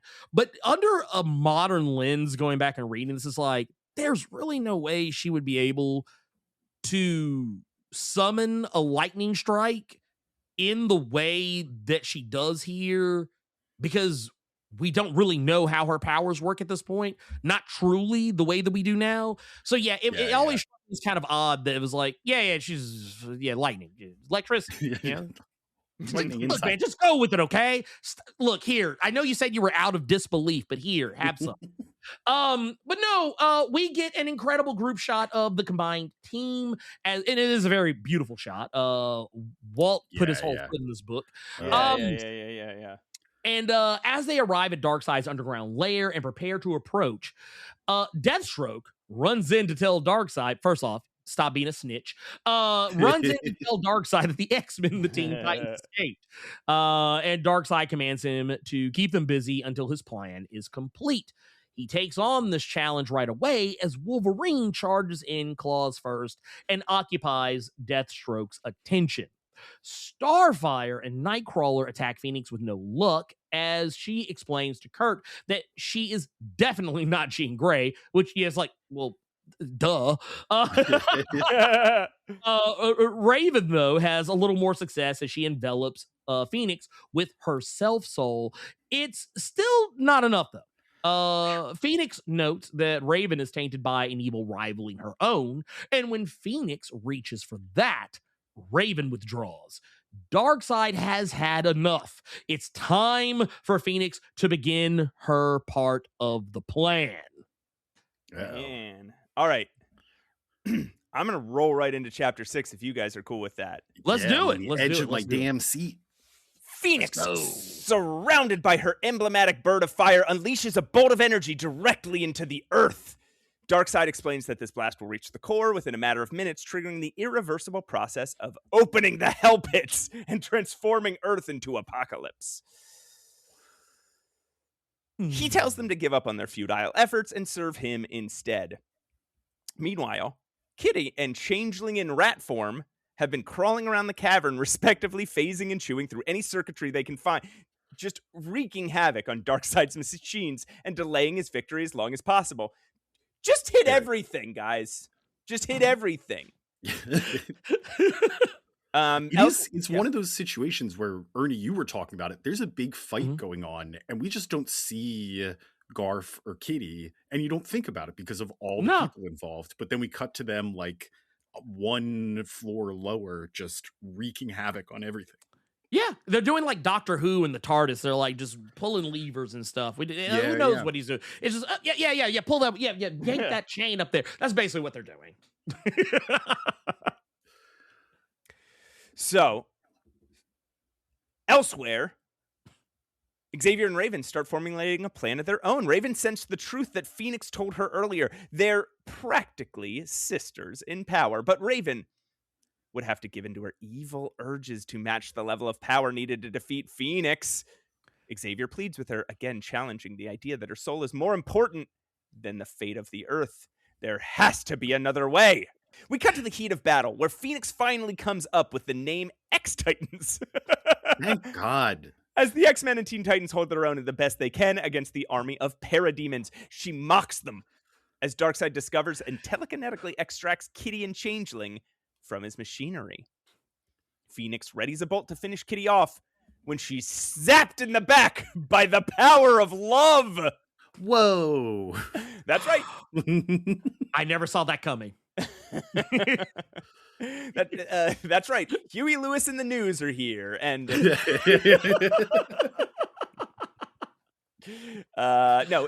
right. Raven, her powers enhanced by Xavier, is able to challenge the hate and evil within the Phoenix with the love that each team has for their members, channeling it into a burst of psychic energy. The Phoenix screeches, distracting Darkseid as Robin swoops in. I get it, Pat. I get what you did there. Robin swoops in to pull Kitty and Changeling out of harm's way. Wolverine continues to fight Deathstroke to a stalemate until Cyclops just walks over and blasts him real good. So it's a continuation of, this is just very cool that Darkseid tells Deathstroke to distract both teams, like keep them busy until I can finish my work. And he is kept busy the entire time with Wolverine. They are evenly matched, but he's no match for Cyclops walking up behind him and just going, pew! It's like, yay, those laser, those concussive blasts that come from those glasses. It's crazy how they just knocked him on his ass.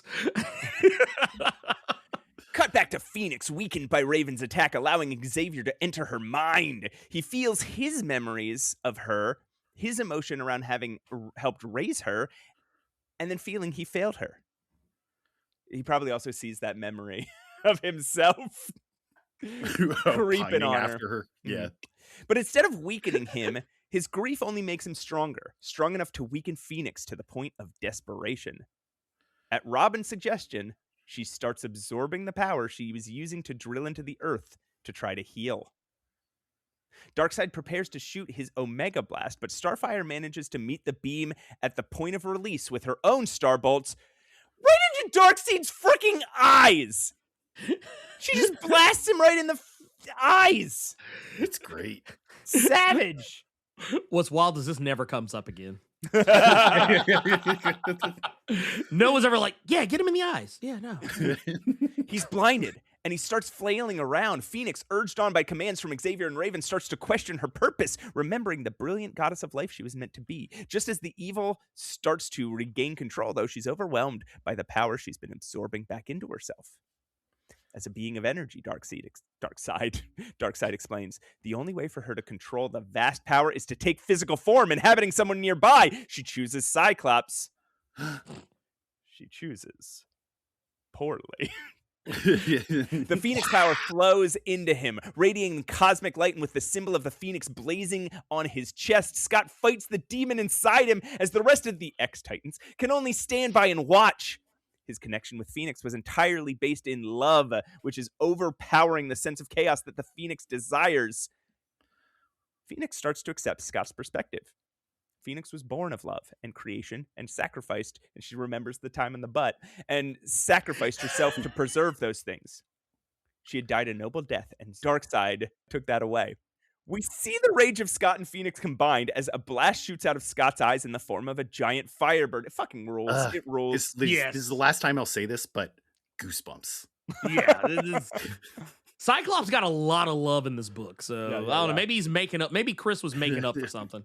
An explosion, and suddenly Darkseid and Phoenix are gone, leaving the X-Titans in ruins. A few hundred feet above, at the surface, a beam of light shoots out of the ground as the 1812 overture comes to a close. The crowd is awed as the light takes the form of a giant bird and shoots out into space. They think this is fireworks.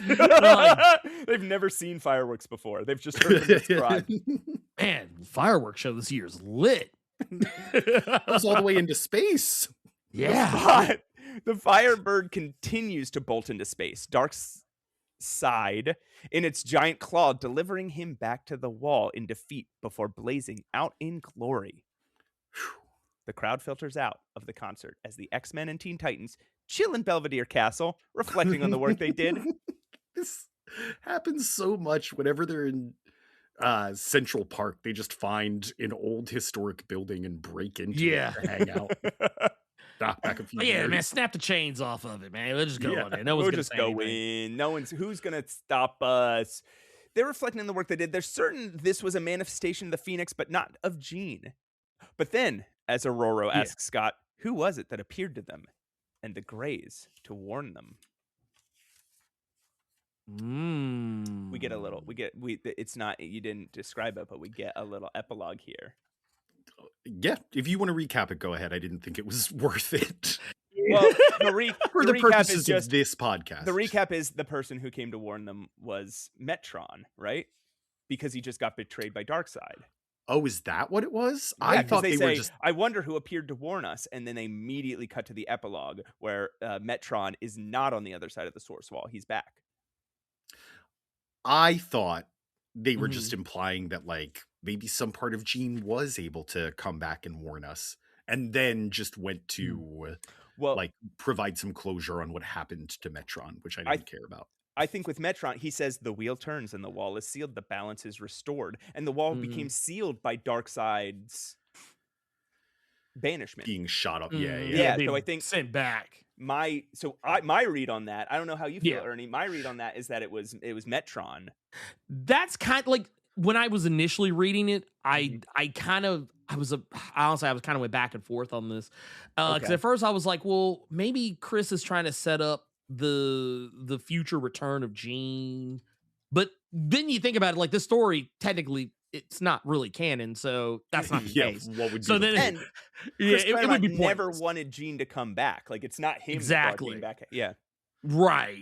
That was never in the plan. You're right. So then it's like, okay, well then it has to be Metron because also Metron just kind of disappears from the story, never to be seen or heard from again until this epilogue. So yeah, that was kind of how I looked at it, though. Like it was one of those where I really was just kind of like, oh yeah, I mean that makes sense to me, and then I was like, okay, well that's the end of the story. But yeah, it's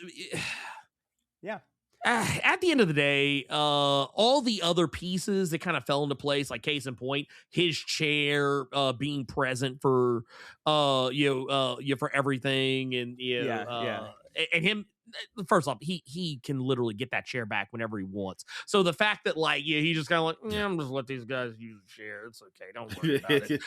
I was happy that they actually like kind of wrapped that back around. You know, for this. But yeah, it is kind of funny how that, you know, does play out, because it's almost as if like he's just like, yes, exactly as I planned it. Sure you did, Metron. Sure you did. Yeah. You knew some little kids and some mutants were going to find each other and be like, no, you didn't. You knew that the power of love would win out. Speaking of that, there's a scene in here that I didn't call out, but I think is so fucking funny, where they're in that cave and they're planning how they're going to defeat Darkseid and Phoenix, and it's like Cyclops, master strategist, Storm, new leader but incredible leader, incredible strategist herself. They have to sit down and like draw in a stick on the ground like their battle plan with a little boy named Robin. A little boy, his name's Robin, and there's like Cyclops is like, all right, yeah, I guess this is the guy I'm dealing with. And you know, he's the most enthusiastic about it too. He's like, like, where am I? And who do I kick? And like Robin's like, oh, and then we can come in and we can kick him. And Cyclops says, okay, hold on. This is guy, and he like looks at the rest of the Teen Titans. He's like, guys, this is the best you have. All right, this is your leader. Okay. I mean, powers, kid. I've got a stick and I twirl around it and I kick a lot of bad guys.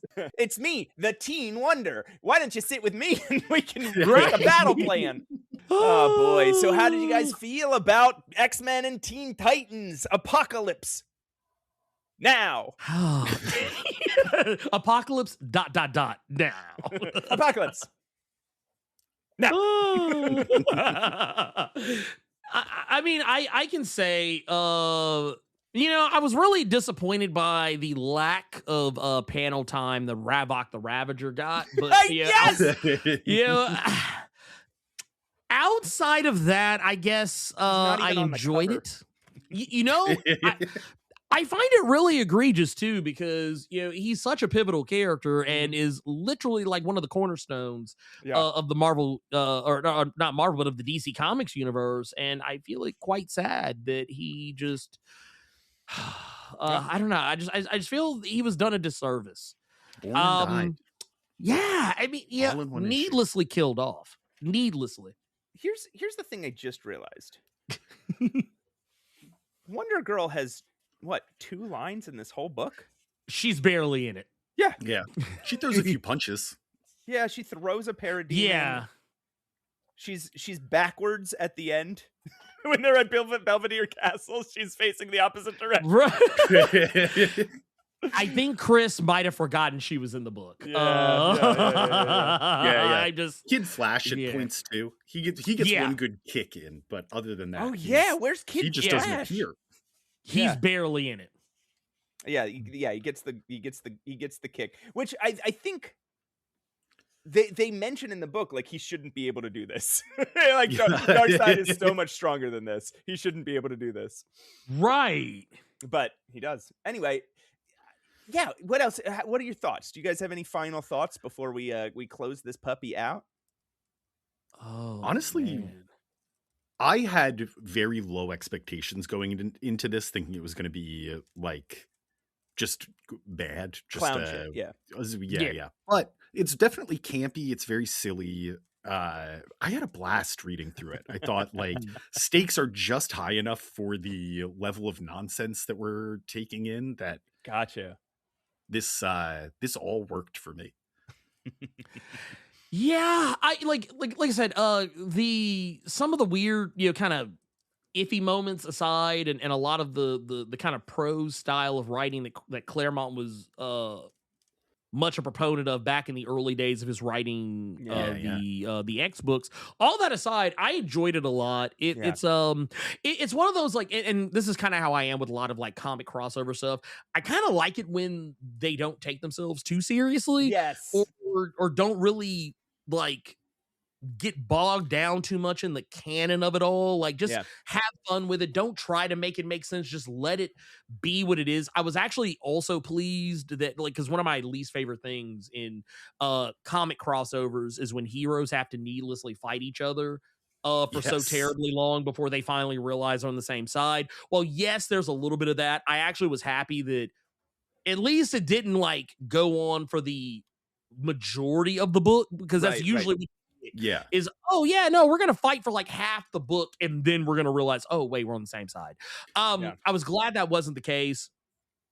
I was also glad to see that when it all kind of came down to it, Darkseid, while under normal circumstances should be like an Omega level threat that like absolutely commands everybody's attention. I do find it funny. Chris was like, nah, man. No. Starfire. All we got to do is blast him in the eyes. We're good. We got him. Honestly, it was weak points. Yeah, it was so ridiculous on his face. I was like, you know what? I actually admire that you had the balls to take DC's biggest, baddest mofo and just say, yeah, just blast him in the eyes. Yeah, just it's fine. His eyes are what you got to do. And nobody's thought of it before, so you just got to do the eyes. Or ever again. Yeah, and never again. Well, yeah, I mean, I'm guessing like who was editor-in-chief of DC at this time? Oh man. Okay, so it was Paul Levitz. So Paul Levitz.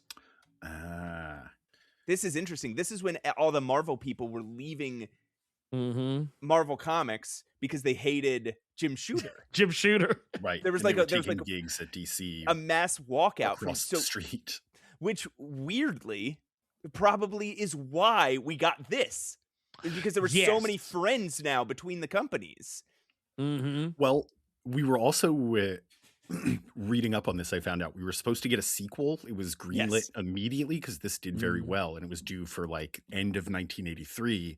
And then everybody started fighting again. It was going to be Perez, right? Like it was going to be drawn by George Perez. Yeah. And was it going to be written by Claremont or written by Marv Wolfman?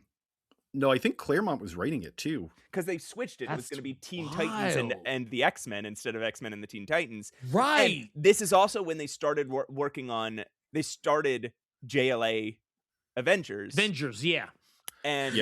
Perez was working on that too.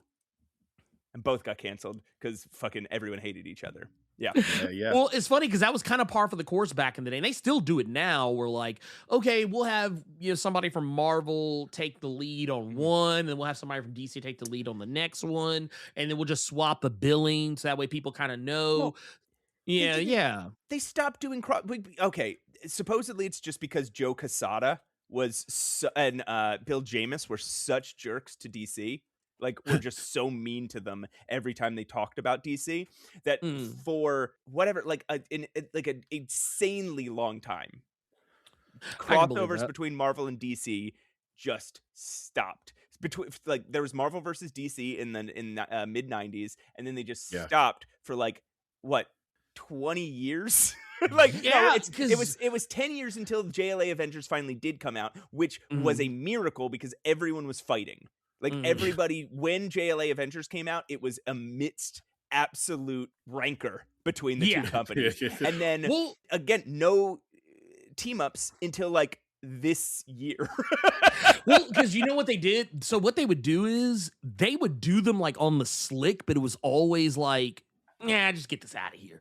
Because, I think at some point you got, because there was, a Batman Punisher one, and they did, a Daredevil Batman and a Spider-Man Batman. But they, Daredevil Batman, whatever. But the thing is, they were so low-key and not well advertised that I forgive anyone for not knowing they existed. Because it was all also kind of in and around the time of Amalgam as well. Yeah, but it kind of opened the door to the Amalgam era, right? Right, but after all that, it was the doors were closed. It was DC was I'm putting the source wall back up. We're putting the source wall back up. You guys are not allowed to play with our toys anymore. But DC was totally cool with crossovers from other companies, just not Marvel. Yeah, and other people crossed over into DC constantly. Madman. There's the Madman Superman Hullabaloo. That's one of my favorites. Well, and I think Marvel was kind of a notoriously stuffy company as well, because Image also would have to kind of play fast and loose with Marvel, because and I only remember this because I just recently did a deep dive into it, but like I remember Image Wildcat had Jean Grey and Cyclops in an issue. What? They had them show up, but they couldn't say their names. They couldn't say that they were. There's a part where like they're on the beach, like Jean and Scott are on the beach, and Spartan and Voodoo are also on the beach. They're having like a little kind of a heartfelt moment, and while everything is going on, Cyclops is like, "Did you just see what that woman did to that guy over there? Did she just use powers?" And then he's like, "I wonder if they could be mute." And then Jean like goes like literally like puts her hand over his mouth like, "Don't worry about it. Don't worry about it." That's funny. But like you can look at the characters and be like, it's clearly Jean. Because we got to remember, this is when Jim Lee was drawing Wildcats and writing Wildcats at the time. And he was also still kind of messing around with X-Men as well. X-Universe, and it was like, oh, you could literally just see it's his style. So you know that it's them. But the thing is, that was how it was back then. Like you couldn't really say anything. I remember reading something like Ron Mars did, where they were just taken from everybody. They had all kind of crazy DC. I think it was Mystic. I think it was Mystic or something like that. I'd have to. Yeah, it was Mystic because it was that cross-gen. And if you go back and try and look at the new reprints, you won't see the characters. But like they would take like Raven and Beast Boy and Dr. Fate and all these other characters, but they couldn't tell you who they were. They couldn't say who they were because they're like, nope, we don't play nice with DC right now. Yeah. It's crazy. It's wild. Sort of. Man. One last note just before we start offboarding here, and I know we mentioned it briefly, but I don't think we gave enough due to Walt Simonson and just the oh my god, incredible work he does on the first insane image we see of the X-Men is what is it, probably 3/4 of the page panel of Wolverine and Colossus mid fastball special. Wolverine is fully balled up and flying towards you. And like, good. From there, he nails the cosmic stuff. He nails the street level stuff. He nails the underground. Like he creates a whole world here. His take on each X-Man is really beautiful. Just all around. Also, I'll say probably one of my favorite fastball pictures, actually. Definitely. Because it's like the perspective on it is like you got Wolverine closer to the reader than Colossus He's coming is. right at you. And people tend to be a little. It feels like they're scared to show this moment because you don't see Wolverine's claws. He doesn't look tough enough. But him still tucked into a ball rules. Every muscle flexing, it's intimidating. He looks so cool. Well, and even something we kind of looked at earlier, we were talking about the whole thing with Cyclops and when he's doing like the Phoenix optic blast, and it's just God. Oh my that God. is insane. Which they didn't remember. What was it in Avengers versus X-Men? Cyclops got Phoenix powers. This is like in 2012 or something. Yeah. And they didn't do this. They didn't let him have Phoenix optic blast. What? Missed opportunity. Also, like, really everything Phoenix related, because the whole scene where like Phoenix is like, who dares? And like she's got all like the flame effects. And this was pretty much par for the course back when Walt was doing anything X-Men related. But like and Phoenix was around. But it's just like a lot of this stuff that they were doing was just like next level, like just, oh my God. And even like when you see like the big kind of like the single splash page where everybody's like shaking hands and getting to know each other. Everything felt right, because like the way Cyclops shakes Robin's hand, that's a Cyclops. Like the way he's got the hand on the hip and he's all like, he's like the soldier boy. And Robin's just like, I'm happy to be here. The way Storm has both hands out to Starfire, and like everyone's kind of like meeting with their like opposite number on some level or another. All that stuff was really good. Though I will admit there is a weird thing that happens with there's a point where Beast Boy is no longer green at one point, but that's there's another story altogether. There's another point where Colossus is metal, but Yes. his face is like skin color. Yeah, skin It's color. like, yeah. It's ridiculous. Well, I love it. I love it. I'm here Man. for all of it. This has been an absolute joy having you here. Thank Ernie. you for having me. Thank you so much for being here to discuss this absolutely bonkers comic book. Definitely They were on check drugs. out, It's okay to say. check out Blurred Without Fear. There's so much content up there. There's long form stuff. There's short form stuff. It's all super insightful. You got anything coming up, Ernie, that you want to talk about? Yeah, okay. I actually got a couple of things. So for one, I have a video coming up that I'm sure will ruffle no feathers whatsoever. It's gonna be called The Superhero Blackening. It's basically a video where I'm gonna be talking about the misplaced narrative of Marvel and DC Comics, other people like supposedly making all their white characters black. I'm going to talk about why that's actually not true, at least in terms of how they're framing it, but also I'm going to be breaking down the reasons behind why whenever new, and not just black characters, really any like marginalized community of people, why those characters are often introduced not as new characters but as legacy characters. Just to try to like maybe make it make sense. And also I have a comic that you can read on Global Comics. Amazing. Thank you. It was a lot of work. A lot more money. But no, I have a comic called Heart of the Darkness that's on Global Comics. You can read the first, I think, like 10 or 11 some odd pages for free, but it's a 32-ish page comic. It's a first of what I hope is going to be many issues. And it's about it's basically about a guy who is a monster troubleshooter. He's a normal human who he troubleshoots problems for monsters and some normies in the city of Memphis, where I live. And basically is a it's almost kind of like a if you're a fan of things like John Constantine or like the Dresden Files or things like Mayor of Kingstown, it's kind of like I took all those things and wrapped it up into one story, and somehow I think I made it make sense.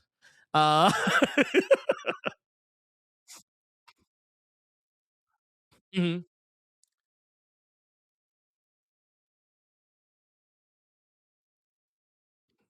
Oh yeah. Sinners of like it's like the difference between sinners and bitter root. Sinners and Bitter Root. Yes. Yeah. I don't know if it's recommending that just to me or if that is just if that is the featured video at the top of your page for everybody. But I see this here and I haven't seen. I need to fucking watch this video. It's like Bitter Root rules and Sinners. Everybody, So like, man, Blurred Without Fear. Check it out. YouTube.com/ at Blurred Without Fear. And thank you, Ernie, for being here. Dude, thank you. I had an absolute blast of a time. So thank you. So did we. Please, everybody, like, subscribe, review us, comment, tell your friends, whether it's online or offline. Just help us get seen. Check us out at Instagram at Mutant Menace Pod. Please email into Pat's Email Corner, which we don't do on bonus episodes, but on a regular Pat's Email Corner at mutantmenacepod@gmail.com. We have a Discord you can join. We'll leave links in the notes here, but it's a lot of fun. We just chat. We also just launched our Patreon, so please sign up. You can sign up for free. You can sign up at a pay what you want level, but I mean, if you're listening to this and you're part of the Patreon, you're getting it a week early. So that's sick. Anyway, that's something we make a good $10 from it. So thank you everybody we are for subscribing. Almost covering our podcast hosting fees. So let's get there. If we can make it to 15, we got this. Big thanks to Krills Wilson for the music in this podcast, and thanks to Julia Selly for the voice of Trish Tilby. And do you guys want to wrap this up just the way we wrap up every episode, with our the catchphrase we say at the end of every single episode. Yeah. Folks, please always remember, saving the universe is thirsty work. And like we always say, surprise, sweetums. And for me, we've arrived, people. End of the line. Yes.